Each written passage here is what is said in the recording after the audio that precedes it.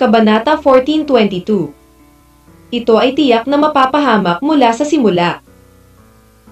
Bahagyang ngumiti si Kenny matapos marinig ang mga salita ni Cyrus, at mahinang sinabi, "Ikaw lang ang apprentice ko, kaya maaari mo lamang mamanahin ang posisyon na ito sa hinaharap.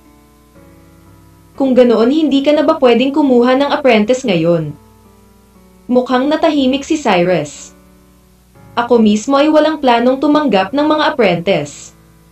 Kung tutuusin, kung kasing hirap mo ang mga apprentice ko, pagtatawanan nila ang lahat ng nasa martial arts." Tila hindi pinansin ni Kenny ang nararamdaman ni Cyrus at kinausap si Cyrus sa napakakalmang tono. At tiningnan ni Cyrus ang mukha ni Kenny na may kakaibang hindi makapagsalitang ekspresyon. Hindi niya alam kung ano ang sasabihin. Si Kenny ay halatang isang lantarang kahihiyan, at si Cyrus ay walang mahanap na dahilan para pabulaanan ito. Sa totoo lang, hindi mo kailangang masyadong mag-alala tungkol sa bagay na ito. Bagamat ikaw ang magiging pinuno ng Scorpion Sect, hindi ito nangangahulugan na kailangan mong pamahalaan ang mga gawain ng Scorpion Sect. Maaari mong ipaubaya ang mga bagay na ito sa iba pang katulad ko. Ginagawa ito ng mga tao. Tumingala si Kenny kay Cyrus at mahinahong sinabi kay Cyrus, "Pwede pa ba?"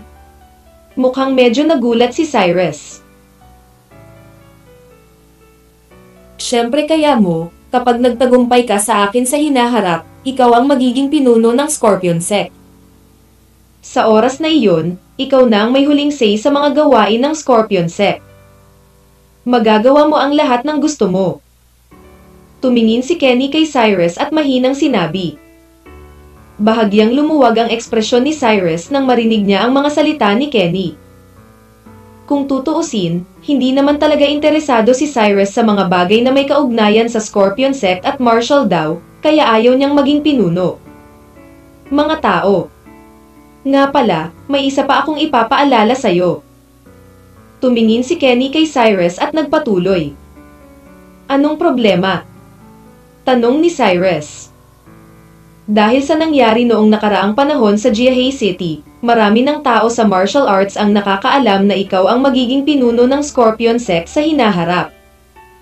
Ito ay may ilang mga pakinabang para sa iyo, ngunit mayroon ding mga kawalan. Mabagal na nagsalita si Kenny. "Ano ang pakinabang?" naguguluhang tanong ni Cyrus. Ang sekta ng Scorpion ay isa sa mga pinakamahusay na sekta sa buong China. At ang sekta ng Scorpion ay may pananagutan din sa pagpapanatili ng kaayusan ng martial arts, kaya ito ay may napakataas na katayuan sa mata ng mga mandirigma. Kung alam ng mga ordinaryong mandirigma na ikaw ang kinabukasan ng sekta ng Scorpion kahit na mas malakas sila kaysa sa iyo, hindi sila mangangahas na masaktan ka ng madali. Tumingin si Kenny kay Cyrus at mabagal na sinabi, "Iyan ay talagang isang magandang bagay."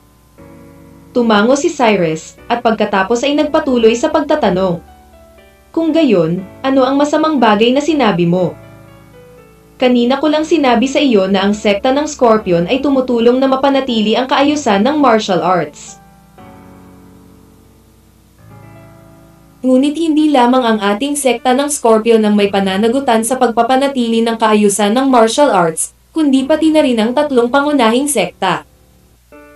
Tumigil sandali si Kenny, pagkatapos ay nagpatuloy. "Bukod sa Scorpion Sect, mayroong Tiger Sect, Eagle Sect, at Snake Sect. Paano mo ginagawang parang martial arts novel?" Bahagyang hindi nakaimik si Cyrus. "Mauunawaan mo rin ito. Kung tutuusin, may mga bagay na laging umiral mula pa noong unang panahon. Ngunit dahil unti-unting lumalayo ang mga mandirigma sa paningin ng mga ordinaryong tao, sinasabi ko sa iyo ang mga bagay na ito ngayon na maaaring hindi mo maintindihan sa isang maikling oras." Malumanay na sagot ni Kenny. "Kung ganoon, ano ang kinalaman sa akin ng tatlong sekta na binanggit mo?" tanong ni Cyrus na nakakunot ang noo. Ang pagkakasunod-sunod ng martial arts ng Kung Fu ay palaging pinananatili ng apat na pangunahing sekta na ito. Bagamat ang relasyon sa pagitan ng apat na pangunahing sekta ay hindi masama sa ibabaw, sa katunayan, sila ay palaging nakakaintriga at nagkukwenta sa isa't isa ng pribado. 100 taon na ang nakalilipas, mayroong 7 pangunahing sekta. Ngunit ngayon ay 4 na lamang na sekta ang natitira, at ang 3 sekta na nawala ay na-annex na. Tumingin si Kenny kay Cyrus at sinabi. At tila naintindihan ni Cyrus ang ibig sabihin ni Kenny matapos marinig ang mga salita ni Kenny. Ang mga tao mula sa iba pang 3 sekta ay maaaring makitungo sa akin, tama? Tanong ni Cyrus kay Kenny na may basag na tono. May ganoong posibilidad, at sinasabi ko sa iyo na ito ay upang maging maingat ka sa mga tao mula sa 3 pangunahing sekta na ito. Tumango si Kenny kay Cyrus. Alam kong ikaw, ang matanda, ay tiyak na hindi magiging mabait. Agad na tumayo si Cyrus at sinigawan si Kenny na may nasasabik na ekspresyon. Sa oras na ito, marami ng mga kalaban sa paligid ni Cyrus. Isang pilak na mga ngalakal ang nagpasakit kay Cyrus. Ngayon ay hindi maipaliwanag na natagpuan ni Kenny ang ilang 3 sekta bilang mga kaaway ni Cyrus. Hindi ba ito nagtutulak kay Cyrus sa fire pit? Sa simula, ginamit mo ang kapangyarihan ng ating Scorpion Sect para pangasiwaan ang mga gawain ng Jiahe City, at kailangan mong harapin ang mga problemang ito ngayon. Nakangiting sabi ni Kenny. Bakit ko haharapin? Tuwang-tuwang sumigaw si Cyrus, at pagkatapos ay nagpatuloy. Sinasabi ko sa iyo, wala akong kinalaman sa iyong sekta ng Scorpion mula ngayon, at hindi ako ang magiging pinuno ng iyong sekta ng Scorpion, wala kang anumang bagay. Ang mukha. Ito ang landas na pipiliin mo, at ito ay napahamak mula nang sambahin mo ako bilang iyong guro. Mahinang sabi ni Kenny. Ikaw. Natahimik si Cyrus nang tumingin siya kay Kenny sa kanyang harapan. Sa oras na ito, tila hindi niya alam kung ano ang sasabihin. Hindi mo na kailangang kabahan ngayon. Kung tutuusin, ang mga tao mula sa 3 pangunahing sekta ay maaaring makitungo sa iyo, ngunit hindi ito nangangahulugan na tiyak na haharapin ka nila. Ang iyong lakas ay napakahina na kung ang mga tao mula sa ang 3 malalaking sekta ay nakikitungo sa iyo, ito ay medyo hindi makatwiran. Gusto ko lang na mag-ingat ka. Nakangiting sabi ni Kenny kay Cyrus. Huwag mo akong lokohin dito. Ang pinakamasamang taong nakilala ko sa buhay ko ay maaaring ikaw, at sinusubukan mo akong lokohin kahit saan. Galit na sigaw ni Cyrus. Kung hindi dahil tinanong mo ako, paano ako magkakaroon ng pagkakataon na magplano laban sa iyo? Nakangiting tanong pabalik ni Kenny. Tinatamad akong sabihin sa iyo ang mga bagay na ito. Anyway, wala akong kinalaman sa sekta ng Scorpion mo. Kung sino ang gusto mong maging pinuno ng sekta, kung kanino pupunta, huwag mo akong hanapin, pupunta ako. Una. Ayaw ni Cyrus na ipagpatuloy ang pakikipag-usap kay Kenny tungkol sa paksang ito, kaya dumiretso siya sa labas ng bakuran. Sa oras na ito, labis pa rin itong pinagsisihan ni Cyrus. Nagsisi siya na hindi siya dapat pumunta sa Kenny. Kung hindi siya pumunta sa Kenny, hindi malalaman ni Cyrus ang tungkol sa mga bagay na ito. Napakaraming problema sa paligid ni Cyrus ngayon, at ayaw niyang magambala sa mga bagay na ito. Sa kabilang banda, nakangiting tumingin si Kenny sa likod ni Cyrus. Alam niya sa kanyang puso na ang ilang mga bagay ay hindi isang bagay na matatakasan ni Cyrus mula ngayon. Parang sinabi niya lang na may mga bagay na napapahamak mula sa simula pa lang.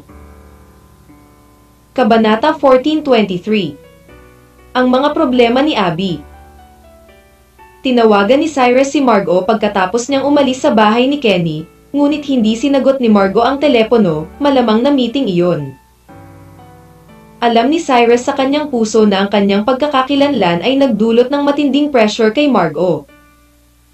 Kaya naman umaasa si Margot na patakbuhin ng maayos ang kumpanya nang hindi umaasa sa relasyon ni Cyrus, kaya ayaw ni Cyrus na abalahin si Margot.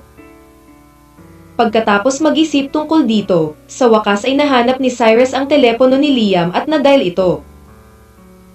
Pagkatapos ng lahat, si Cyrus ay walang maraming kaibigan sa Soulbury City, at tanging sina Liam at Ryan lamang ang makakapagpaalala sa kanila kay Cyrus. Liam, anong ginagawa mo? Matapos sagutin ni Liam ang telepono, nakangiting tanong ni Cyrus. Kuya, tama ba ang narinig ko? Tinawag talaga ako ng matanda mo. Sagot ni Liam sa sobrang gulat na tono. Hehe, anong ibig mong sabihin? Hindi pa kita matawagan. Nakangiting tanong ni Cyrus. Akala ko matagal mo nang kinalimutan ang tungkol sa akin ni Ryan. Galit na sabi ni Liam. Marami akong mga bagay kamakailan, at lagi akong nasa Bihang City kaya hindi ko nakontak kayong dalawa. Ano ang ginagawa ninyo ngayon ni Ryan? Lumabas kayo at magkita. Medyo nahihiyang sabi ni Cyrus. May klase tayong dalawa. Sagot ni Liam. Okay, I see. Pupunta ako sa school para hanapin kayong dalawa ngayon. Malumanay na sagot ni Cyrus, at pagkatapos ay ibinaba ang telepono. Matapos ilagay ang telepono, diretsyong huminto si Cyrus ng taxi at nagmaneho papunta sa kinalalagyan ng Soulbury University. Kung tutuusin, walang gaanong mga kaibigan na talagang tinatrato si Cyrus. Siguradong mabibilang sina Liam at Ryan, kaya kahit sinong makalimutan ni Cyrus, hinding-hindi niya makakalimutan silang dalawa. Pinag-isipan na ito ni Cyrus pagkatapos ng pag-aaral ni Liam at Ryan sa universidad. Diretso silang aayusin na magtrabaho sa wedding group dahil sa pangangalaga ni Cyrus, siguradong magiging big time sina Liam at Ryan sa wedding group. Masasabing napakaswerte ni Liam at Ryan, total, nakilala nilang dalawa si Cyrus. Kung silang dalawa ay walang Cyrus, ang dalawa sa kanila ay dalawang ordinaryong tao lang. Makalipas ang kalahating oras, sumakay si Cyrus ng taxi papuntang Soulbury University. Dahil nasa klase pa ang mga estudyante sa paaralan sa mga oras na ito, wala masyadong estudyante sa palaruan. Tumingin si Cyrus sa mga damo at mga puno sa palaruan ng paaralan at napuno ng emosyon. Kung tutuusin, napakaraming bagay ang nangyari sa paaralang ito. Si Cyrus ay may maraming alaala tungkol sa paaralang ito, ngunit karamihan sa mga alaala ay masakit. Ngayon ay medyo nakakatuwa si Cyrus kapag naiisip niya ang nangyari sa paaralang ito noon. Parang sobrang katawa-tawa ang nangyari noon. Minsan talaga kayang baguhin ng pera ang maraming bagay. Halimbawa, kayang baguhin ng pera ang boses ni Cyrus. Kung si Cyrus ay hindi nagmana ng mana ni Wang Cheng nang walang dahilan, si Cyrus sa panahong ito ay maaaring ang pinakahinamak na mahirap na Jayosi sa paaralang ito. Gayunpaman, kung alam ng presidente ng Soulbury University na nakabalik na si Cyrus, tiyak na lalabas siya para batiin siya ng personal. Tutal, kahit sa buong Soulbury City, kakaunti ang hindi nakakaalam ng pangalan ni Cyrus. Naglakad-lakad si Cyrus sa paligid ng paaralan ng halos 10 minuto, at sa wakas ay lumabas sa klase sina Liam at Ryan.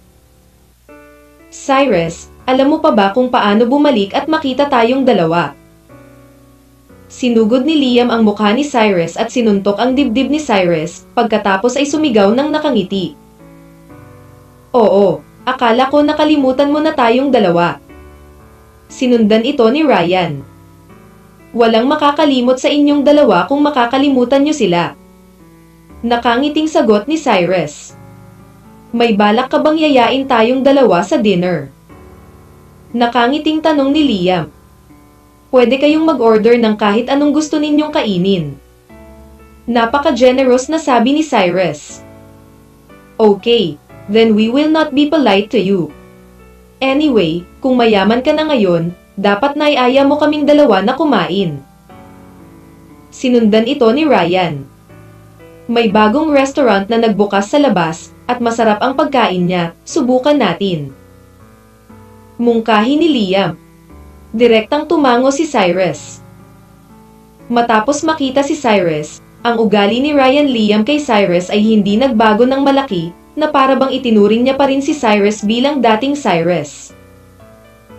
Iniyakap ni Liam ang kanyang mga braso sa balikat ni Cyrus at lumabas ng paaralan kasama si Cyrus. Sa kabilang banda, ang music room ng Salisbury Medical University. Dalawa lang ang tao sa music room sa mga oras na ito, isa sa mga ito ay isang magandang babae na nakasuot ng puting damit. Ang hitsura ng batang babae ay napakaselan, ang kanyang maputi na balat ay nabasag, at ang kanyang mahusay na nabuo na figura ay hindi pangkaraniwang kaakit-akit. Sa tapat ng babae ay nakaupo ang isang batang lalaki na nakasuot ng puting suit, napakagwapo rin ng batang lalaki at napakaganda ng ugali. Mainit ang ngiti sa labi, at laging may paghanga sa dalaga. Sa oras na ito, ang babaeng ito ay walang iba kundi si Abby. Inilagay ni Abby ang violin sa kanyang balikat. Pagkatapos ay huminga ng malalim, lumingon para tingnan ang binata, at sinabi sa mahinang boses, bibigyan kita ng pagkakataon sa dulo. Ayos ito. Bakas ang pagkapahiya sa mga mata ng binata, at sumagot ito sa mahinang boses. Tumingin si Abby sa binata at walang magawang umiling, at pagkatapos ay nagsimulang tumugtog ng violin. Maya-maya, dahan-daang tumunog ang gumagalaw na musika. Ngunit pagkatapos ng ilang segundo, pinakinggan pa rin ito ni Abby, at inilagay ang kanyang violin sa isang tabi, ang kanyang mga mata ay puno ng kawalan ng kakayahan. At ang binata ay tila napahiya sa oras na ito, nakaupo sa harap ng piano na walang ekspresyon, hindi alam kung ano ang sasabihin. Abby, paano ka nakipagtulungan kay Edmund Shaw? Sa sandaling ito, isang matandang babae na may puting buhok ang pumasok sa music room at nakangiting tinanong si Abby. Sa loob ng ilang araw, gaganapin na ang three-school joint celebration ng Salisbury University, Salisbury Medical University at Salisbury University of Technology. Lahat ng mga estudyante ng tatlong paaralang ito ay lalahok sa pagdiriwang na ito. Ang tatlong universidad ay interesado rin sa pagdiriwang na ito. Mahalaga. Ang Salisbury Medical University ay naghanda ng maraming programa, ngunit ang pinakamahalaga ay ang pagganap ng violin ni Abby. Dahil napakataas pa rin ang level ng violin ni Abby, minsan siyang nanalo ng mga premyo sa mga national violin competitions. Gayunpaman, kung si Abby ang mag-isa na gumanap ng violin, halatang ito ay masyadong one-on-one. Kaya ang Salisbury Medical University ay mag-aayos ng isang partner para kay Abby na magtanghal ng violin at piano ensemble, kaya ang epekto ay magiging mas mahusay. Ang kantang pinili ni Abby ay ang pinakatanyag na Moonlight. Ngunit ang hindi inaasahan ni Abby ay kahit natingnan niya ang buong paaralan, walang paraan para makahanap ng makakapaglaro sa kanya. Kabanata 1424. Ang tamang kandidato. Ang pirasong Moonlight ay talagang sikat na sikat sa mundo ng piano. Dahil ang pagganap ng piyesang ito ay napakahirap, at nakikipagtulungan pa rin ito sa Abby, na lubos na nagpapabuti sa mga kinakailangan para sa mga collaborator. Kaya naman galit na galit si Abby ngayon na ang isang malaking universidad sa medisina ay walang dalawang tao na maaaring makipagtulungan sa kanya. Kamakailan, si Abby ay nakipagtulungan sa ilang tao, ngunit ang epekto ng pagganap ay napakasama. Ang orihinal na magandang himig ay nagpaparamdam sa mga tao ng kakaibang pakiramdam. Kung ito ay pagdiriwang lamang ng medical university, Abby maaaring hindi ito magiging ganoon. Seryoso, ngunit ang lahat ng mga universidad sa Salisbury City ay lalahok sa pagdiriwang na ito. Lumabas ka muna. Nilinga ng guro ang bata at mahinang sinabi. Okay, Teacher Chin. Tumango ang bata, saka walang magawang naglakad palabas ng music room. Pagkaraang makitang umalis ang batang lalaki, si Abby ay diretsyong umupo sa upuan, at pagkatapos ay sinabi sa isang maliit na bibig, Mr. Chin, sino ang hinahanap mo para sa akin? Ang kanilang mga kasanayan sa piano ay masyadong mahirap. Hindi ko makamit ang gusto ko. Panipi. Abby, huwag kang mag-alala, tinutulungan kitang malaman. Napaka-helpless din ni Teacher Chin sa oras na ito. Kung tutuusin, orihinal niyang binalak na isagawa ang ensemble ni Abby bilang finale, ngunit hindi niya inaasahan na magiging ganito ang mga bagay. 3 araw na ang pagdiriwang ng paaralan at wala na talagang oras. Marahan na bumantong hininga si Abby at pagkatapos ay nagpatuloy. Mr. Chin, kung hindi, sa palagay ko ay dapat nating kanselahin ang palabas na ito. Kahit na umakyat ako ng ganito ngayon, ito ay mapapahiya sa ating paaralan. Talagang hindi na kailangang magtanghal. Panipi. Ngunit nakapag-sign up na ako para sa iyong palabas at hindi ko ito maaaring kanselahin ngayon. Mabilis na sabi ni Teacher Chin. Kung gayon, ano ang dapat nating gawin? Natahimik si Abby nang makita niya si Teacher Chin, hindi alam kung ano ang gagawin. Saglit na nag-alinlangan si Teacher Chin, at pagkatapos ay mahinang sinabi. Abby, huwag kang mag-alala, nandito ako para tulungan kang makahanap ng magaling na kandidato. Nagtataka ka kung may kilala kang mga piano masters doon. Kung walang tao, tara na. Umakyat ka at maglaro ng solo. Anyway, walang problema sa level mo. Parang ngayon lang ganito. Nang makita ni Abby na tila hindi nagustuhan ni Teacher Chin matapos kanselahin ang palabas, tumango lang siya ng walang magawa. Kung ganoon ay magpraktis ka muna, at tutulungan kitang maghanap ng angkop na kandidato. Tumingin si Teacher Chin kay Abby at ngumiti, pagkatapos ay tumalikod at naglakad palabas ng music room. Huminga ng malalim si Abby matapos makita si Teacher Chin na umalis. Ang kanyang maislan at magandang mukha ay puno ng kawalan ng kakayahan, at nagsimulang maalala niya sa kanyang isipan kung sino ang mahusay na tumugtog ng piano. Mukhang marunong tumugtog ng piano si Sister Joda, bakit hindi mo hilingin kay Sister Joda na pumunta at subukan ito? Biglang naalala ni Abby na si Joda ay mahilig tumugtog ng piano, kaya kinuha niya ang kanyang mobile phone at tinawagan si Joda. Dududo. Matapos magring ang telepono ng ilang beses, sinagot ni Joda ang telepono.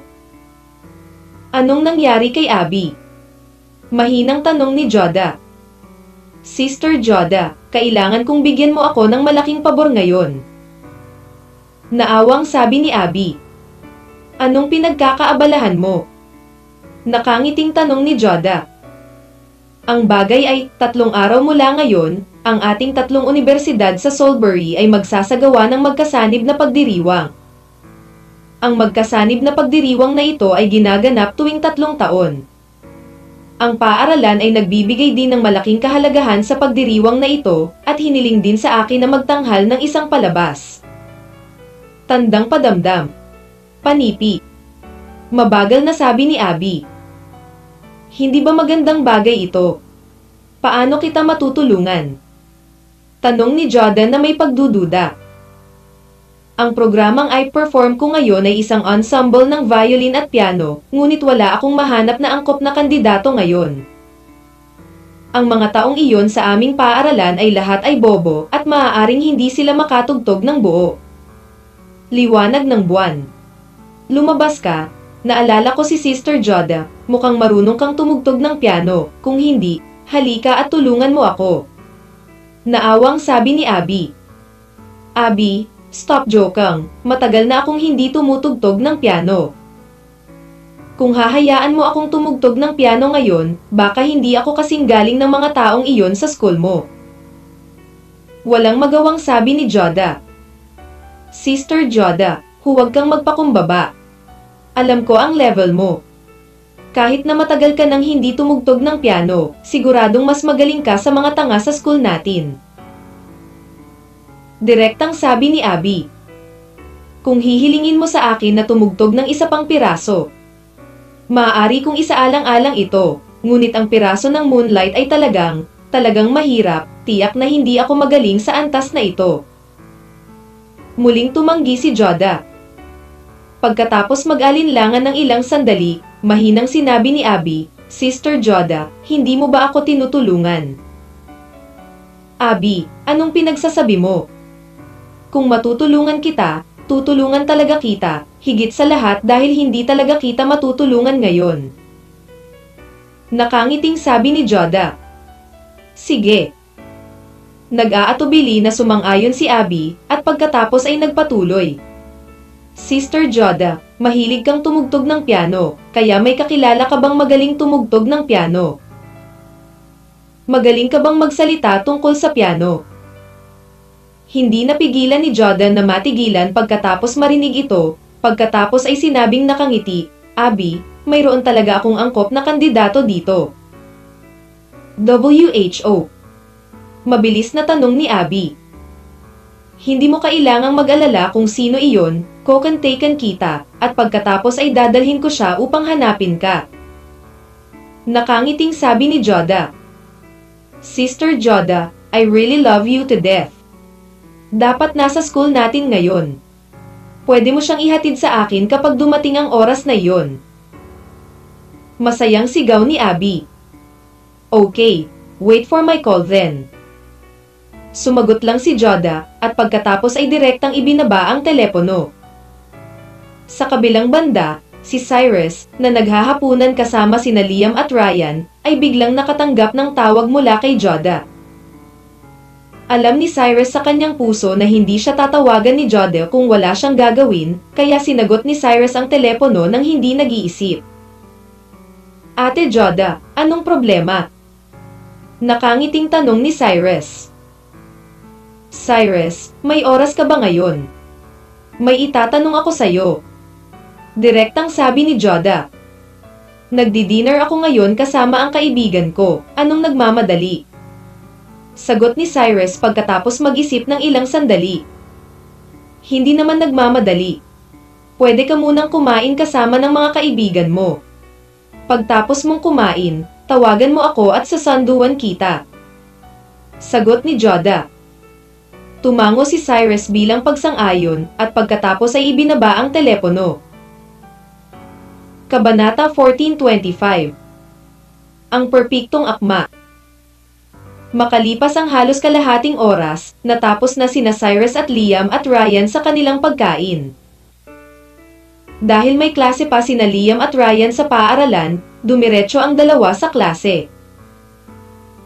Kung tutuusin, mananatili pa rin si Cyrus sa lungsod ng Soulbury ng mas maraming oras ngayon, kaya maaaring pumunta si Cyrus upang hanapin si Ryan, Liam at silang dalawa kapag wala siyang gagawin.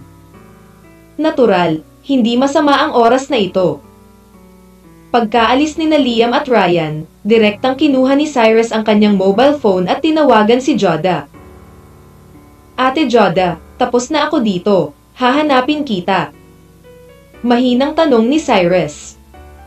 Hindi mo kailangang hanapin ako, sunduin kita ng diretso. Direktang tumugon si Joda kay Cyrus.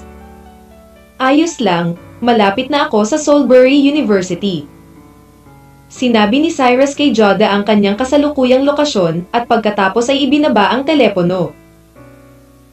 Makalipas ang mga 10 minuto, pinanood ni Joda ang kanyang bagong binili na puting BMW na sports car na lumitaw sa harap ni Cyrus, at pagkatapos ay sinigawan si Cyrus. Cyrus, sumakay ka na sa kotse. Nag-aatubili na binuksan ni Cyrus ang pinto ng co-pilot at umupo. Diretso na pinaandar ni Joda ang sasakyan matapos makita si Cyrus na sumakay sa kotse. Ate Joda, saan mo ako balak dalhin? Sumimangot si Cyrus at tinanong si Joda sa tonong naguguluhan. Malalaman mo mamaya. Hindi sinagot ni Joda ang tanong ni Cyrus. Kung ganoon, ano ang gagawin mo sa akin? Tumingin si Cyrus kay Joda at nagpatuloy sa pagtatanong. I can't tell you right now, don't worry, malapit na tayo. Ngumiti si Joda kay Cyrus. Tiningnan ni Cyrus si Joda nang walang magawa. Alam niya sa kanyang puso na maaaring hindi siya makapagtanong ng anuman, kaya hindi niya itinuloy ang pagtatanong. Makalipas ang halos 10 minuto, ang BMW ni Joda ay nagmaneho papunta sa campus ng Medical University. Nang malaman ni Cyrus na sinundan niya si Joda sa Salisbury Medical University, ang ekspresyon ng mukha niya ay tila naguguluhan. Kung tutuusin, hindi alam ni Cyrus kung ano ang ginagawa ni Joda para dalhin siya rito. Sa kabilang banda, sa silid-aralan ng musika, si Abby ay tahimik na nagsasanay ng violin ng mag-isa. Ngunit sa ilang kadahilanan, siya ay sobrang irritable sa oras na ito na hindi niya makuha ang kanyang pansin. Pagkaraan ng ilang sandali ng pagsasanay, sa wakas ay hindi na nakayanan ni Abby, at nagplanong umalis pagkatapos may baba ang violin. Ngunit sa sandaling ito, pinangunahan ni Teacher Chin ang isang batang lalaki sa silid-aralan ng musika. Napakagwapo at gwapo ng batang lalaki, at pambihira rin ang ugali. Sa isang tingin, makikita mo na hindi ordinaryong tao ang batang ito. Si Abby ay tumingin pataas at pababa sa bata. Kilala rin niya ang batang ito, ang pangalan nito ay Narciso Giao. Si Narciso Giao ay gwapo at gwapo, ang kanyang akademikong pagganap ay napakahusay din, at siya ay napakahusay sa parehong basketball at football. Bukod dito, si Narciso ay pamangkin ng presidente ng Medical University, at ang kanyang ama ay isang napakasikat na lokal negosyante. Sa makatuwid, ang background ng pamilya ni Narciso at ang kanyang sariling mga kondisyon ay napakaganda, kaya napakasikat ni Narciso sa paaralan, at maraming babae ang may gusto kay Narciso. Sa simula, umamin din si Narciso kay Abby, ngunit hindi gusto ni Abby si Narciso, kaya diretso siyang tumanggi. At hindi banggitin ang kasikatan ni Margot sa paaralan, napakaganda niya, at sa nakakatakot na background ng pamilyang Suarez, natural na maraming lihim na manliligaw at manliligaw. Kung silang dalawa talaga if you can sing an ensemble sa pagdiriwang ng paaralan, tiyak na magiging maganda ang kwento. Mr. Chin, siya ba ang hinanap mo para sa akin? Nilinga ni Abby ang kanyang ulo upang tingnan si Teacher Chin at nagtanong sa tonong naguguluhan. Dahil alam ni Abby na napakahusay pa rin ang talento ni Narciso sa atleta, ngunit hindi pa niya narinig na marunong tumugtog ng piano si Narciso.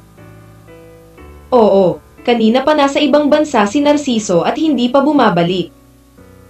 Kakababa ko lang ngayon ng eroplano at tinawag ako. Ang galing pa rin ni Narciso sa piano.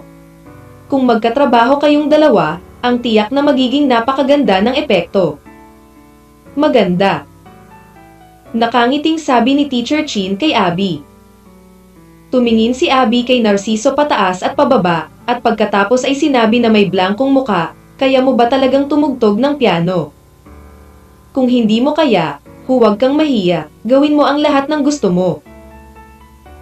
Si Abby ay palaging may ganitong karakter mula pagkabata, at ang tono ng boses niya ay napakasungit din. At hindi naman sinasadya ni Narciso na magalit. Kung tutuusin, alam ni Narciso sa kanyang puso kung gaano nakakatakot ang pagkakakilanlan ni Abby. Kahit natingnan niya ang buong Salisbury City, ang pamilyang Suarez ay maaaring ang pinakamaliit na mag-provoke. Pagkatapos ng lahat, sa likod ng pamilyang Suarez ay ang maalamat na Young Master de la Cruz ng Canan Province. Ang pakikipag-ugnayan ni Narciso kay Abby sa oras na ito ay talagang may sariling layunin. Kung tutuusin, alam na alam niya ang relasyon ni na Abby at Cyrus. Kung talagang mahuli niya si Abby, tiyak na makakatulong ito sa kanya sa hinaharap. Napakalaking tulong nito, ngunit nalaman din ni Narciso na hindi ganoon kadaling ituloy si Abby. Pagkatapos ng lahat, si Abby ay palaging nakahawak sa kanyang palad mula pa noong bata pa siya, anuman ang hitsura nito. Lahat ng ang mga lalaking nandoon ay nagkusa na humingi ng pabor kay Abby. Kaya ilang beses nang umamin si Narciso kay Abby, ngunit sa huli ay tinanggihan siya ni Abby. Noong una, nagplano si Narciso na mag-abroad sa panahong ito. Dahil nalaman niyang kulang lang si Abby ng ensemble person, kaya sinadya ni Narciso na lumipad pabalik sa China. Ang layunin ay samantalahin ang pagkakataong ito. Alam na alam ni Narciso sa kanyang puso na hanggat sinasamantala niya ang pagkakataong ito, tiyak nagugugol siya ng maraming oras na mag-isa kasama si Abby sa hinaharap, na magiging malaking tulong sa pagtugis ni Narciso kay Abby. Abby, ang galing ni Narciso sa pagpipiano, sa tingin ko ay subukan ninyong dalawa. Mahinang sabi ni Teacher Chin kay Abby. Saglit na nag-alinlangan si Abby, at pagkatapos ay mahinang sinabi, simula Mr. Chin, sinabi mo na, subukan natin. Pagkatapos sabihin ito ni Abby, diretso niyang kinuha ang kanyang violin, habang si Narciso ay nakaupo sa harap ng piano.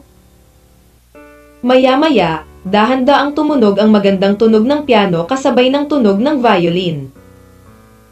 Sa orihinal, si Abby ay walang pag-asa para sa grupong ito. Ngunit habang lumilipas ang panahon, isang pahiwatig ng pagkagulat ang sumilay sa mga mata ni Abby. Dahil hindi niya inaasahan na ang antas ng paglalaro ni Narciso ay talagang maganda, kahit na mas mahusay kaysa sa mga estudyanteng nakilala ni Abby noon. Kaya nagsimula ring maging seryoso si Abby. Makalipas ang ilang minuto, dahan-daang huminto ang musika. Tuwang-tuwang pumalakpak si Teacher Chin, at saka ngumiti kay Abby, Abby, talagang nagtulungan kayong dalawa. Matapos marinig ang mga salita ni Teacher Chin, ang mga mata ni Abby ay kumislap ng kakaibang tingin. Kabanata 14:26. Siya ba yun? Bagamat ang grupo ni na Abby at Narciso ngayon ay maaaring ituring na pinakamahusay na grupo ng Abby sa ngayon, ngunit hindi ko alam kung bakit halos masama pa rin ang pakiramdam ni Abby. Ang mga kasanayan ni Narciso sa piano ay talagang napakahusay. O ang mga ordinaryong estudyanteng iyon ay maraming beses na mas malakas, ngunit mayroon pa ring malayong distansya mula sa mga kinakailangan ni Abby. Kaya lang, napakalinaw ni Abby sa kanyang puso na wala siyang anumang magandang pagpipilian ngayon. Kung kahit si Narciso ay hindi magawa, kung gayon ay maaaring kailanganin niyang tumugtog ng solo, ngunit ang Moonlight ay dapat natugtugin ng magkakasama. Ito ay sounds good, kung solo ito, hindi maiiwasang makaramdam ng sobrang payat. Dahan-daang tumayo si Narciso at naglakad sa harap ni Abby, at pagkatapos ay mahinang tinanong si Abby, Miss Suarez, ano sa tingin mo ang kanta ko ngayon lang? Pwede ba tayong dalawa na magtulungan minsan? Ang iyong kanta ay medyo maganda, ngunit ang ilang mga detalye ay hindi masyadong maganda, kailangan mong magsanay. Bagamat labis na hindi nasisiyahan si Abby sa kanyang puso, wala siyang pagpipilian sa oras na ito. Abby, pinaplano mo bang makipagtulungan kay Narciso? Tuwang-tuwang tanong ni Teacher Chin kay Abby. Isang bakas ng kawalan ng kakayahan ang sumilay sa magagandang mata ni Abby, at pagkatapos ay mahina niyang sinabi, Mr. Chin, ang mga batang iyon sa ating paaralan ay hindi kasing galing sa paglalaro ng Narciso, kaya ngayon ay maaari ko na lamang piliin na makipagtulungan kay Narciso. Panipi. Sige, saka hindi ko na kayo guguluhin, mas magtutulungan kayong dalawa, naniniwala akong walang problema kayong dalawa. Nakangiting sabi ni Teacher Chin kay Abby. Nang makita ni Abby na aalis na si Teacher Chin, mabilis niyang sinabi, Teacher, sandali, nahanap ko lang ang kaibigan ko, at may dadalhin daw siya rito. Gusto kong makita mo kung gaano kahusay ang taong iyon. Hindi ba nakipagtulungan ka ng mabuti kay Narciso ngayon lang? Sabi ni Teacher Chin na nakakunot ang noo. Oo, Abby, sa tingin mo ba hindi ako nararapat? Mabilis ding tanong ni Narciso. Di ba ngayon ko lang sinabi sa'yo? Medyo magaling ka pa sa paglalaro, pero medyo malayo pa sa hinihingi ko, kaya gusto kong makita kung paano kumpara sa'yo yung taong yun. Mahinang paliwanag ni Abby. Matapos marinig ni Narciso ang mga salita ni Abby, ang ekspresyon ng kanyang mukha ay napakapangit pa rin. Pagkatapos ng lahat, napagtanto niya sa oras na ito na siya ay ginagamit bilang ekstrang gulong ni Abby. Kaya lang, hindi gaanong nagsalita si Narciso, dahil pakiramdam niya, kahit na maging reserve ang gulong ay mas mabuti kaysa sa hindi magkaroon ng ganitong pagkakataon. Bukod dito, nag-ensayo si Narciso ng mahabang panahon upang makasama si Abby. kaya naramdaman niyang kahit natingnan niya ang buong Kanan Province, maaaring wala siyang mahanap na mas malakas kaysa sa kanya, kaya sa oras na ito. Si Narciso ay tiwala pa rin sa kanyang puso. Naghintay ang lahat sa music room ng halos 10 minuto, ngunit wala pa ring dumating.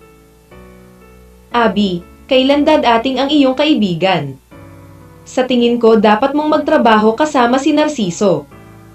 Ang mga kasanayan ni Narciso sa piano ay kabilang sa pinakamahusay sa Soulbury City.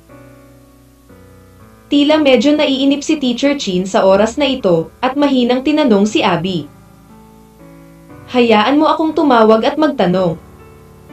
Walang magawa si Abby at pagkatapos ay kinuha ang kanyang mobile phone para tawagan si Joda.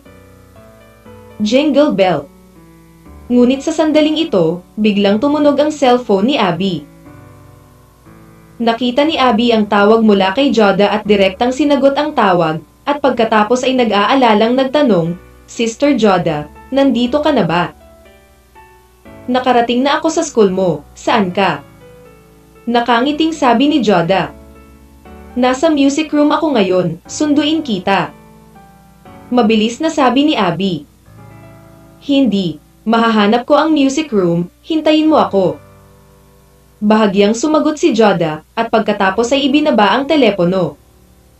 Ibinaba ni Abby ang kanyang cellphone, lumingon at mahinang sinabi kay Teacher Chin, Mr. Chin, malapit nang dumating ang kaibigan ko. Lahat tama. Tumingin si Teacher Chin kay Abby at tumango, ngunit hindi siya nagsalita. At si Narciso ay napaka-curious din kung sino ang tinutukoy nitong kaibigang si Abby sa oras na ito. Makalipas ang ilang minuto, may ingay sa pinto ng music room. Si Abby at ang iba ay lumingon sa pinto. Ang unang taong pumasok ay si Joda, at sa likod ni Joda ay isang napaka-ordinaryong mukhang binata.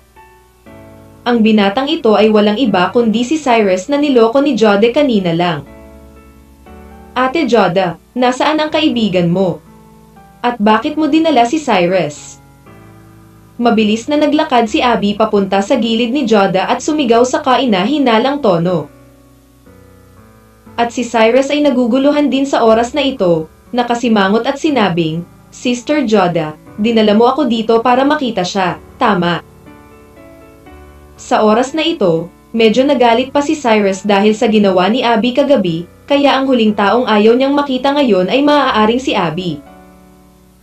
Abby, sinabi ko na ang taong nahanap ko para sa'yo ay si Cyrus. Nakangiting sabi ni Joda. Ano? Nang marinig ni Abby ang pangungusap na ito, agad na nanlaki ang kanyang mga mata, at ang ekspresyon sa kanyang mukha ay lubhang hindi kapani-paniwala. Kilalang kilala ko ang husay ni Cyrus sa piano, kaya ito ang pinakaangkop para kay Cyrus na makipagtulungan sa iyo. Nakangiting sabi ni Jode kay Abby. Ang ekspresyon ng mukha ni Abby sa oras na ito ay napakalungkot. At sumimangot siya at sinabing, Sister Joda, pwede bang itigil mo na ang pagbibiro sa akin? Paanong si Cyrus na ito ay makakatugtog ng piano? Noong nasa Hollandayad siya, hindi nakita ni Abby si Cyrus na tumutugtog ng piano, kaya hindi niya alam ang antas ng piano ni Cyrus. Abby, naniniwala ka sa akin. Ang galing talaga ni Cyrus sa piano, at least mas magaling siya sa akin, kaya walang problema na makipagtulungan ka sa kanya. Mabilis na nagpaliwanag si Joda. Sinulyapan ni Abby si Cyrus na may nagtatakang ekspresyon, pagkatapos ay sumimangot at sinabing, Sister Joda, totoo ba o mali ang sinabi mo? You stupid girl, paano ako magsisinungaling sa'yo? Tumingin si Jode kay Abby at ngumiti nang walang magawa. Pero kahit anong tingin ko dito, sa tingin ko itong si Cyrus ay hindi marunong tumugtog ng piano. Sabi ni Abby na may nagtatakang ekspresyon. At ganoon din ang iniisip ni Narciso sa oras na ito, naramdaman niyang hindi maaring magdulot ng pananakot si Cyrus sa kanya. At natarante si Cyrus matapos marinig ang pag-uusap ng dalawa. Kumunat ang noo niya at tinanong si Joda, Sister Joda, ano ang pinag-uusapan ninyong dalawa? Dinala mo ako dito. Ano ang problema? Kabanata 1427. Hindi marunong magbasa ng music score. Sa silid-aralan ng musika. Hindi maintindihan ni Cyrus kung bakit siya dinala ni Joda dito. Lumingon si Joda at sinulyapan si Cyrus, pagkatapos ay sinabing nakangiti. Ganito talaga si Cyrus, ilang mga universidad sa Salisbury ang magdaraos ng magkasanib na pagdiriwang sa loob ng ilang araw, si Abby ay magpesyaw, ito ay isang violin at isang piano. Ensemble, ngunit hindi siya nakahanap ng angkop na tao upang gumanap ng palabas na ito kasama niya, kaya dinala kita dito, alam kong napakahusay ng iyong piano, kaya dinala kita dito. Tumingin si Cyrus kay Joda sa kanyang harapan, at ang ekspresyon sa kanyang mukha ay hindi nakakapagsalita. Dahil hindi naisip ni Cyrus na si Joda ay umikot ng husto kaya si Cyrus ang tumulong kay Abby. Tinanong mo talaga akong makipaglaro sa kanya?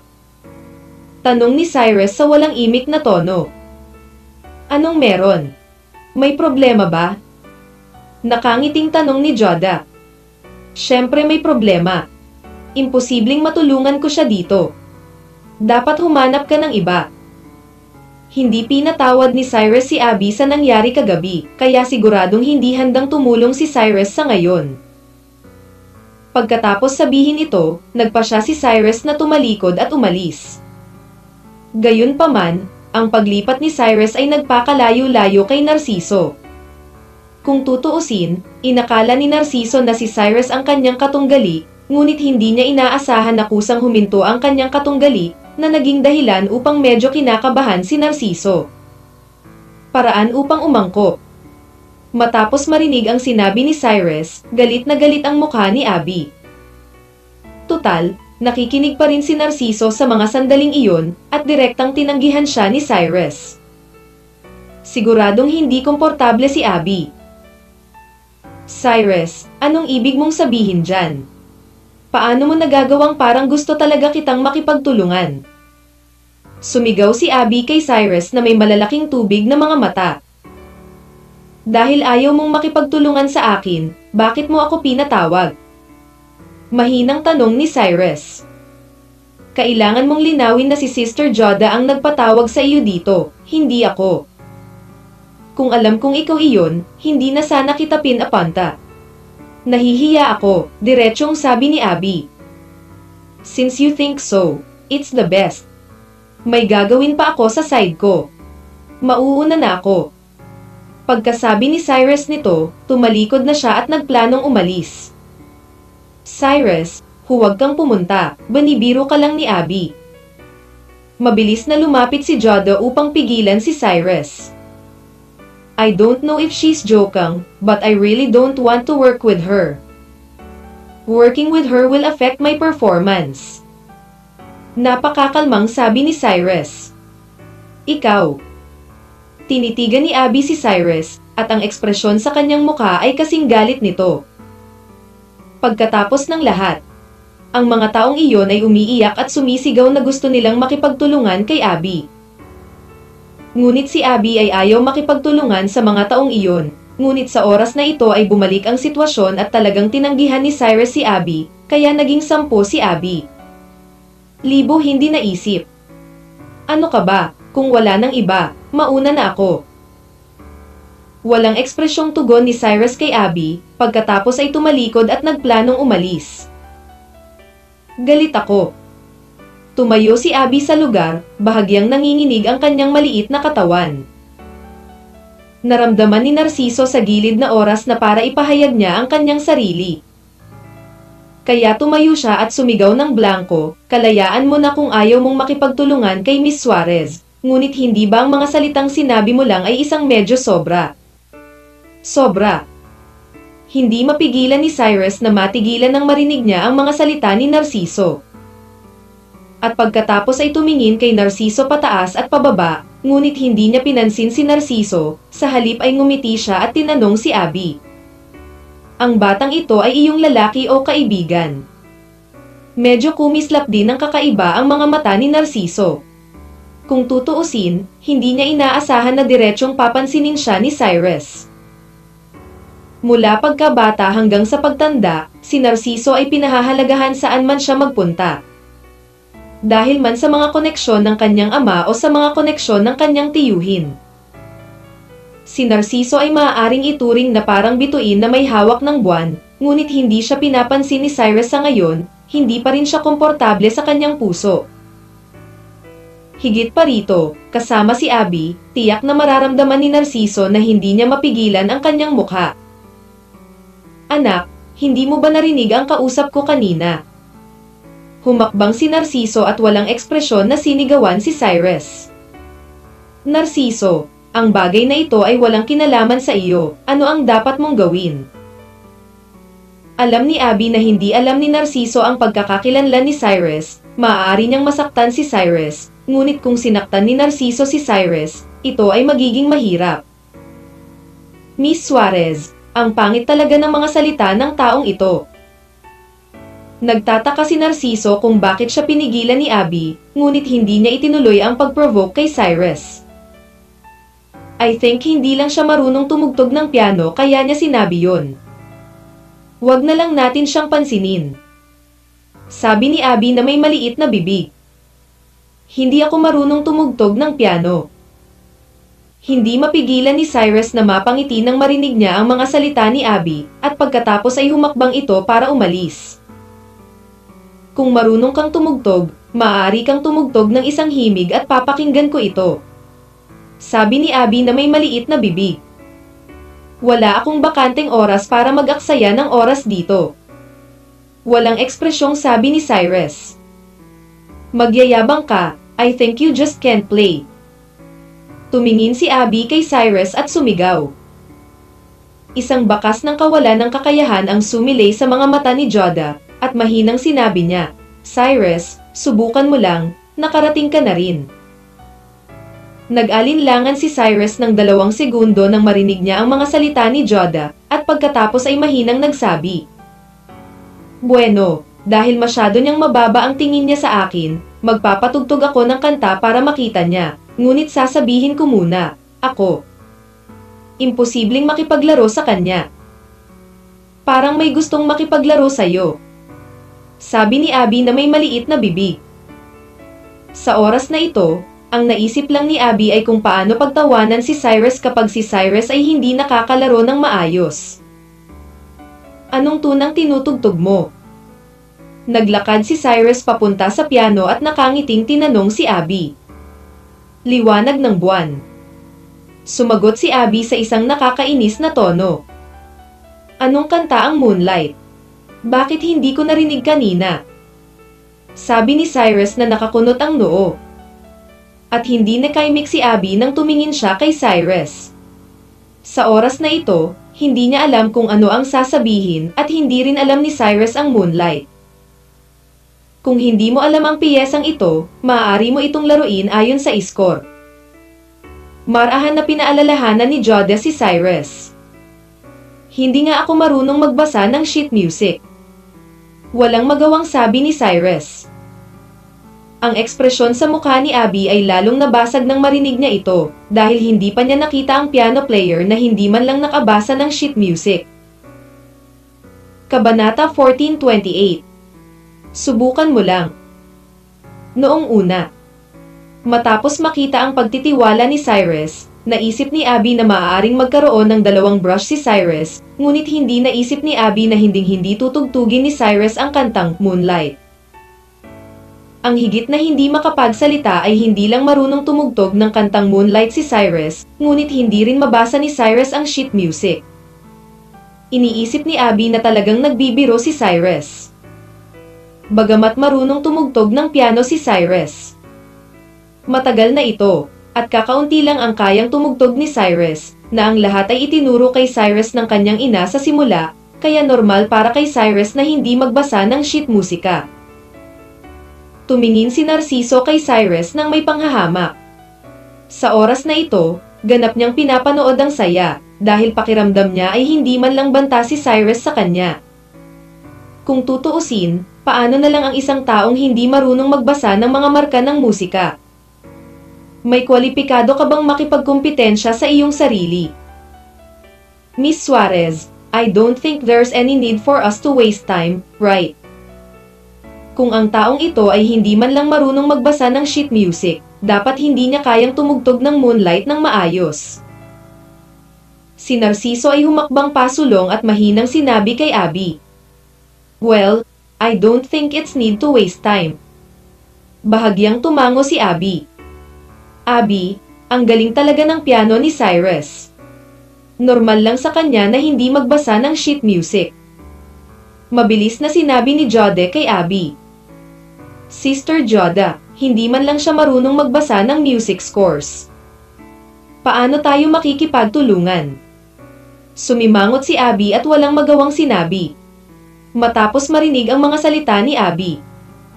Hindi mapigilan ni Joda na lumingon kay Cyrus, at pagkatapos ay mahinang sinabi kay Cyrus, Cyrus, bakit hindi kita turuan kung paano patugtugin ang kantang ito? Huli na ba para magturo ngayon? Kakaibang sinabi ni Narciso ang yin at yang. Hindi mo na ako kailangang turuan, Sister Joda, kailangan mo lang patugtugin ang tune na ito ng isang beses. Mahina hong sabi ni Cyrus. Pwede ko bang laruin to minsan? Tumingin si Joda sa mga mata ni Cyrus na may bakas ng pagdududa. Oo, minsan lang maglaro. Bahagyang tumango si Cyrus. Dapat mong malaman na si Cyrus ay isang martial artist ngayon. Kaya ang memorya at bilis ng reaksyon ni Cyrus ay hindi maihahambing sa mga ordinaryong tao. Kaya kailangan lang ni Cyrus na makinig sa Joda na tumugtog ng liwanag ng buwan na ito, at matutunan ni Cyrus ang kantang ito. Ito rin ang pinakamalaking pagbabago sa katawan ni Cyrus pagkatapos niyang maging martial artist. Matapos ang isang ordinaryong tao ay maging isang martial artist. Hindi lamang ang pisikal na fitness ay sumailalim sa isang napakalaking pagbabago, ngunit ang bilis ng reaksyon at memorya ay lubos ding mapapabuti. Bagamat hindi alam ni Joda kung ano ang ibig sabihin ni Cyrus, naglakad siya papunta sa piano pagkatapos mag-alinlangan ng ilang sandali, at pagkatapos ay umupo sa upuan ng maganda. Ang piyesa ng piano na Moonlight ay sikat pa rin sa mundo ng piano. Ang kahirapan ng piyesang ito ay talagang hindi partikular na mahirap. Kung tumugtog ka sa ensemble kasama ang biolin, ang kahirapan ay tataas ng malaki. Pagkatapos ng lahat, ang dalawang uri ng musikang ito ay magkakaugnay, kaya kapwa ang manlalaro ng piano at ang manlalaro ng biolin ay may napakalaking mga kinakailangan. Hindi lamang kailangan mong sundin ang ritmo ng kabilang partido, ngunit kailangan ding gumawa ng mga pagbabago dahil sa pagbabago ng ritmo ng ibang partido, pagbabago. Sa madaling salita, ang piyesang ito ay hindi lamang nangangailangan sa iyo na maglaro ng maayos, ngunit higit sa lahat, kailangan mo ring makipagtulungan ng maayos sa kabilang partido. Kung hindi makukuha ng isang tao sa magkabilang panig ang antas ng iba na magkakaroon ng napakalaking epekto sa buong kanta. Ito rin ang dahilan kung bakit hindi kailanman nakahanap ng angkop na kandidato si Abby. Bagamat ang batang babae na si Abby ay karaniwang mukhang walang pakialam, siya ay talagang may napakataas na mga kinakailangan para sa kanyang sarili. Si Abby ay nag-aaral ng violin mula pa noong siya ay bata. Ang talento ni Abby ay hindi masama, at siya ay nanalo ng maraming parangal sa kompetisyon. Ngunit si Abby ay may hindi kailanman naglaro sa paaralan. Ito ang unang pagkakataon na naglaro si Abby sa harap ng napakaraming tao.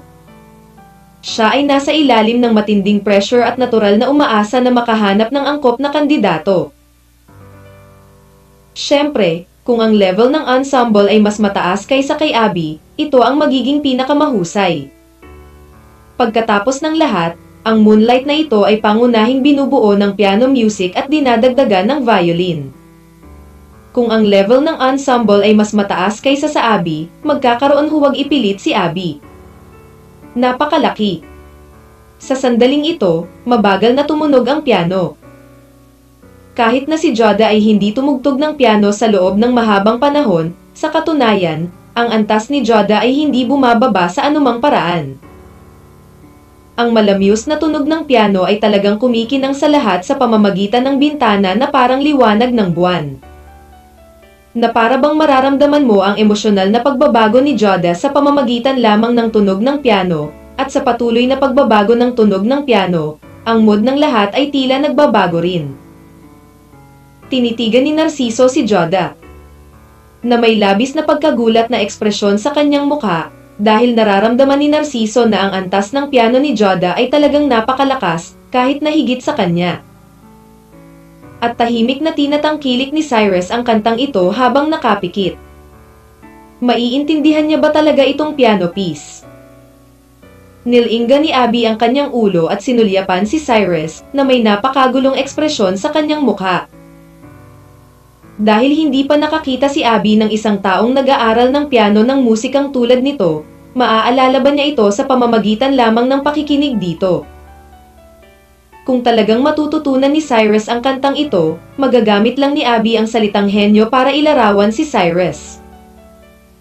Makalipas ang ilang minuto, dahan-daang huminto ang tunog ng piano.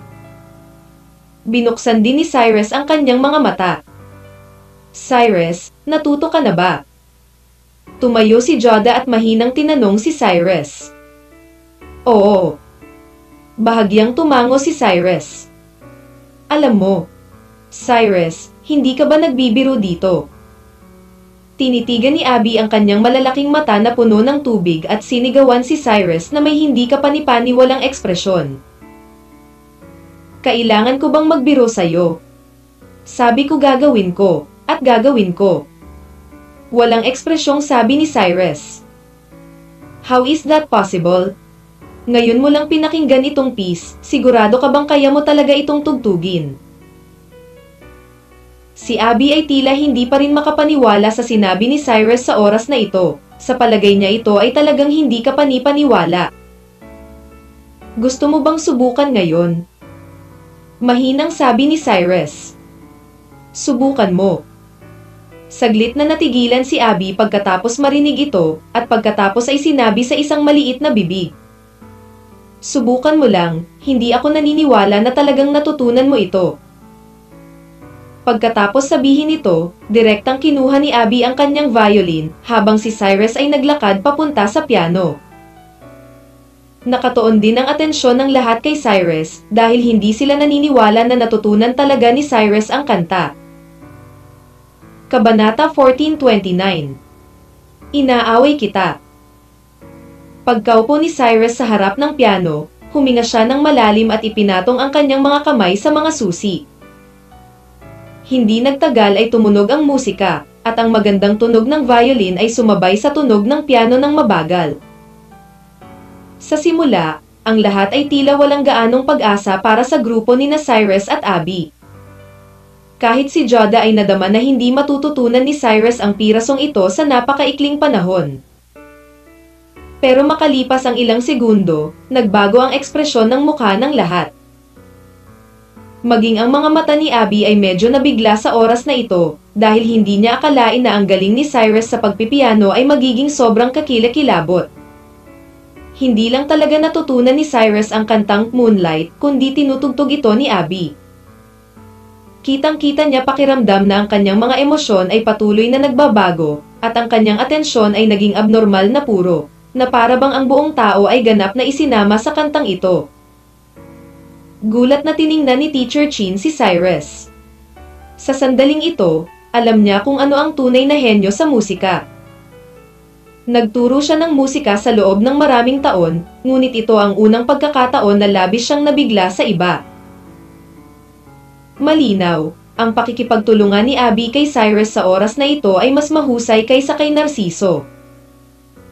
Nang magtulungan sina Abby at Narciso sa simula.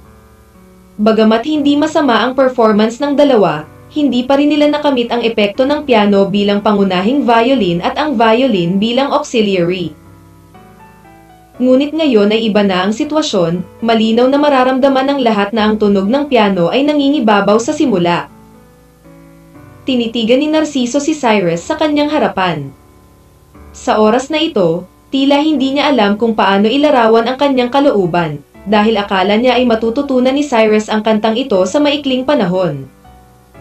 Hindi ka panipaniwala, ngunit sino naisip ko na ang pagtutulungan ni Cyrus at Abby ay napakaganda. Si Abby ay nakahanap ng maraming ensemble kamakailan, ngunit ito ang unang pagkakataon na naramdaman niya ito. Nadama ni Abby na kung talagang makikipagtulungan siya kay Cyrus, tiyak na magiging napakaganda ng epekto. Nang masubsob na ang lahat sa ensemble ng dalawa, biglang tumigil ang tunog ng piano. Sa isang iglap, napatingin ang lahat sa kinatatayuan ni Cyrus. Cyrus, bakit hindi ka naglalaro? Mabilis na inikat ni Abby ang kanyang ulo upang tingnan ang posisyon ni Cyrus at nagtanong sa galit na tono. Bahagyang napangiti si Cyrus nang marinig niya ang mga salita ni Abby. Bagamat naramdaman din ni Cyrus na ang violin ni Abby ay napakahusay sa oras na ito, ngunit hindi niya yun sinabi, ngunit mahinang nagtanong. Ano sa palagay mo ang nilalaro ko ngayon? Sample. So, okay lang. Sumagot si Abby na may pandaraya. Ang piyesa ng piano na pinatugtog ngayon ni Cyrus ay labis na ikinagulat ni Abby, ngunit pagkatapos makita ang pagmamataas ni Cyrus, ayaw na ni Abby na purihin si Cyrus. So. Bahagyang ngumiti si Cyrus, pagkatapos ay tumayo at sinabing, pero sa tingin ko ay napakahusay mong tumugtog ng violin.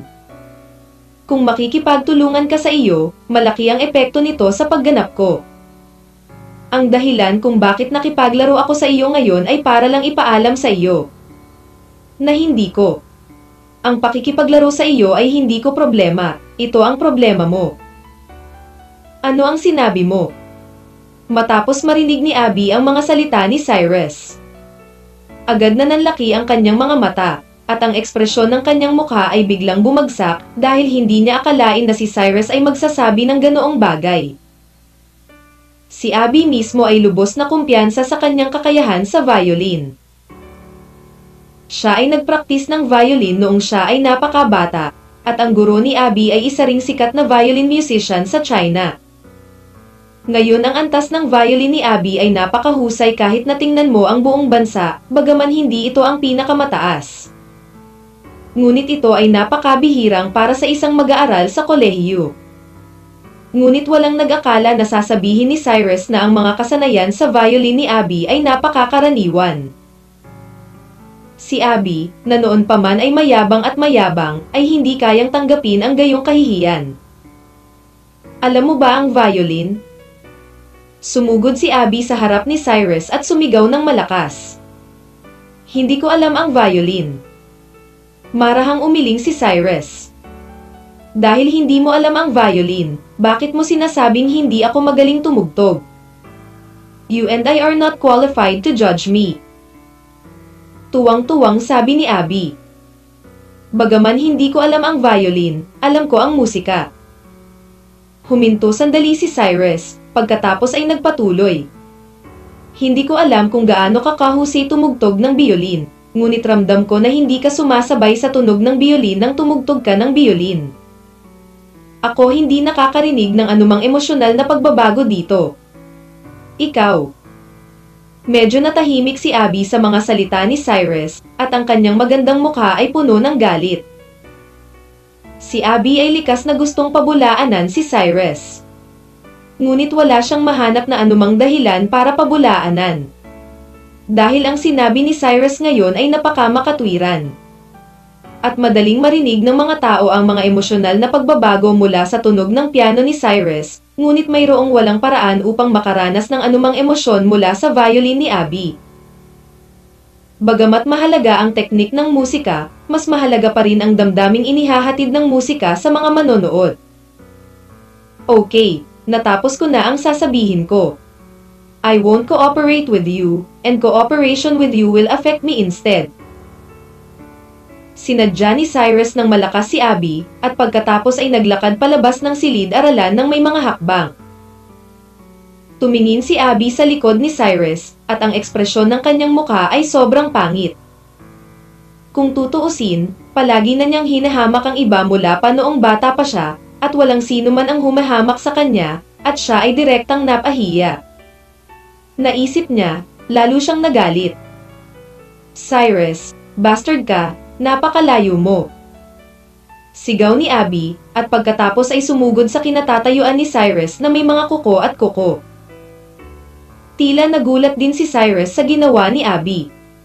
Hindi niya inaasahan na may pipiliin si Abby na gawin sa kanyang sarili. Nakipag-away ako sa iyo ngayon. Sigaw ni Abby, at pagkatapos ay inabot at hinawakan ang mukha ni Cyrus. Makatwiran na ang isang babaeng tulad ni Abby ay tiyak na hindi kalaban ni Cyrus.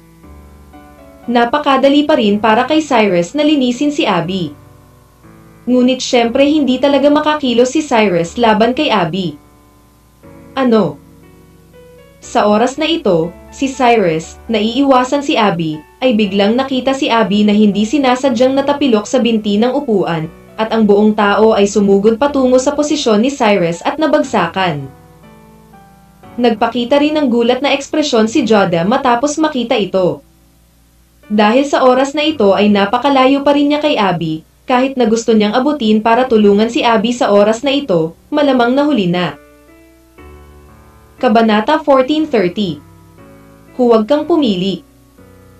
Sa orihinal, pagkatapos makatanggap ng ilang kahihiyan mula kay Cyrus, si Abby ay nagplano na labanan si Cyrus ng desperado. Ngunit dahil sa sobrang pagkabalisa niya, hindi niya napansin ang upuan sa tabi niya, at ang kanyang kanang paa ay natapilok sa binti ng upuan. Pagkatapos sumigaw si Abby, sumugod siya sa kinatatayuan ni Cyrus.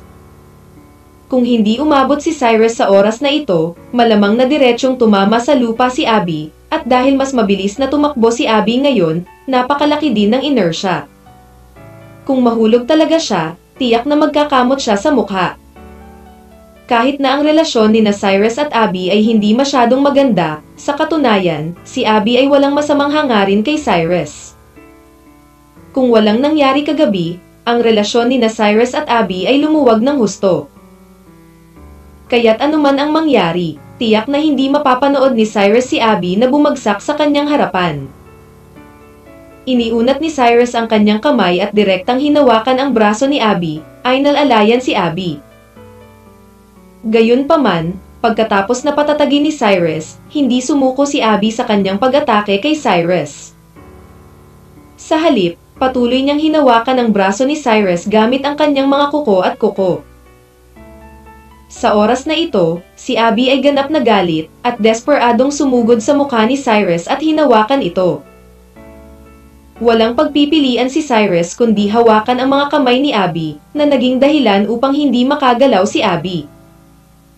Ngayon ay wala nang ibang paraan si Cyrus. Maaari lamang niyang piliin na kontrolin muna si Abby o hayaan si Abby na patuloy na gumawa ng gulo tulad nito at kailangan niyang kumamo sa kanyang mukha. Cyrus, bitawan mo ako. Malakas na sinigawan ni Abby si Cyrus. Kaya kitang bitawan, pero kailangan mong ipangako na hindi ko magagawa. Sinabi ni Cyrus kay Abby na may seryosong ekspresyon. Bilisan mo at bitawan mo ako. Sigaw ni Abby sa sobrang excited na tono. Kung hindi ka pumayag sa hiling ko, hindi kita kayang bitawan. Hinawakan ni Cyrus ang palso ni Abby at nakangiting sinabi. At si Narciso, na nasa gilid, sa wakas ay hindi na nakatiis. Diretso siyang naglakad papunta kay Cyrus, at malamig na sinabi, bitawan mo na si Miss Suarez. Narciso, ang bagay na ito ay walang kinalaman sa iyo, ano ang dapat mong gawin? Lumingon si Abby at tinitigan si Narciso, alam niya na hindi kayang saktan ni Narciso si Cyrus. Miss Suarez, sobra ang taong ito, hindi ako pwedeng maupo at manood. Seryosong sagot ni Narciso kay Abby. Nilinggan ni Cyrus ang kanyang ulo at bahagyang sinulyapan si Narciso, at pagkatapos ay nakangiting sinabi. Anak, ipinapayo ko sa iyo na ihinto ang pakikialam, ang usapin sa pagitan namin ni Abby ay talagang walang kinalaman sa iyo. Sa oras na ito, magiliw ding pinaalalahanan ni Cyrus si Narciso. Sabi ko bitawan mo si Miss Suarez, narinig mo ba ako? Humakbang si Narciso at sinigawan si Cyrus ng galit. Narciso, huwag mong isipin ang sarili mong negosyo. Walang imik na sabi ni Abby. Ayos lang kung hindi ito sasabihin ni Abby. Pagkatapos sabihin ito, tila mas nasasabik si Narciso at inabot niya ito upang hawakan ang braso ni Cyrus. Madaling iniwasan ni Cyrus ang kanang kamay ni Narciso at pagkatapos ay sinabing nakangiti. Anak, kilala mo ba kung sino ako? Sino ka? Saglit na natigilan si Narciso na may naguguluhan na ekspresyon sa kanyang mukha. Narciso, Cyrus ang pangalan niya. Fiancé siya ng pinsan ko. Hindi mo siya ma-offend. Ano ang dapat mong gawin? Walang magawang sigaw ni Abby. Fiancé ng pinsan mo. Matapos marinig ang mga salita ni Abby, hindi napigilan ni Narciso na matigilan sandali at may bakas ng pagkabigla sa kanyang mga mata. Sino ang pinsan ni Abby? Siya ang sikat na unang diyosa ng lungsod ng Soulbury, si Margot. At sino ang fiancé ni Margot? Iyan ang young Master de la Cruz ng Soulbury City, na gumawa ng hindi mabilang na mga bigwig sa Soulbury City na takot na takot. Bakit pinili ni Narciso na makipag-ugnayan kay Abby sa oras na ito? Hindi mo ba gustong gamitin ang relasyon ni Abby para makipag-ugnayan kay Cyrus? Kaya't nang malaman ni Narciso ang tunay na pagkatao ni Cyrus, natulala siya at nauutal. Miss Suarez, niloloko mo ba ako? Si Master de la Cruz ba ang taong ito? Oo, siya si young Master de la Cruz. Walang magawang tumango si Abby. Matapos marinig ni Narciso ang pangungusap na ito, agad siyang napatulala. Young Master de la Cruz, I didn't know it was you. May nasabi akong mali kanina. You don't remember the villain, please don't, wala akong katulad na kaalaman. Si Narciso ay tila ibang tao sa oras na ito, at sinigawan si Cyrus na may napakasabik na ekspresyon. Matapos marinig ni Abby ang sinabi ni Narciso, ang ekspresyon sa kanyang mukha ay sobrang walang magawa, at hindi niya alam kung ano ang sasabihin. Sinong mag-aakala na napakaganda ng pagbabago ni Narciso? Kanina lang siya tatayo para kay Abby, pero ngayon ay parang ibang tao na. Matagal ko nang sinabi, this matter is out of your control, what should you do? Mahinang sabi ni Cyrus. Well, huminga ng mahabang hininga si Narciso nang marinig ang mga salita ni Cyrus, at mabilis na sinabi, Mr. Chin, Miss Suarez, may gagawin pa ako doon, mauna na ako. Pagkasabi nito, tumalikod si Narciso at tumakbo palabas ng classroom. Kahit na si Narciso ay may 10,000 katapangan, hinding-hindi siya makakalaban sa isang tulad ni Cyrus. Kung nasaktan mo si Cyrus sa Soulbury City, ito ay karaniwang walang pagkakaiba sa panliligaw sa kamatayan. Abby, itigil ang paggawa ng gulo. Lumakad si Joda sa harap ni Abby at Cyrus, at inabot upang paghiwalayin ang dalawa. Sobra na ang sinabi ni Cyrus kanina, dapat humingi siya ng tawad sa akin. Tumingin si Abby kay Cyrus at galit na sinabi, bakit ako hihingi ng tawad sa'yo? Lahat ng sinabi ko ay totoo. Malumanay na sagot ni Cyrus. Ikaw. Sa oras na ito, si Abby ay nanginginig na kay Cyrus, at ang ekspresyon ng kanyang mukha ay bumagsak din. Cyrus, nakipagtulungan ka kay Abby ngayon lang. Pwede mo ba akong bigyan ng mukha? Maaari mo siyang tulungan sa pagkakataong ito. Tumingin si Jode kay Cyrus at sinabi, I can't help with this, makakaapekto sa akin ang pakikipagtulungan sa kanya. Ayaw man lang tumanggi ng direkta ni Cyrus, at pagkatapos ay nagplano siyang umalis. Pagkatapos ng lahat, si Cyrus mismo ay hindi masyadong interesado sa pagdiriwang ng paaralang ito, at natural na ayaw niyang lumahok sa pagdiriwang ng paaralang ito. Cyrus, hindi ka makakapunta. Tumigil si Abby sa harap ni Cyrus at sumigaw ng malakas. Ano pang gusto mo? Si Cyrus ay tila walang magawa at tinanong si Abby. Maaari kang humingi ng tawad sa akin ngayon o makipaglaro sa akin, at maaari kang magdesisyon para sa iyong sarili. Mabangis na sabi ni Abby. Ayoko din pumili.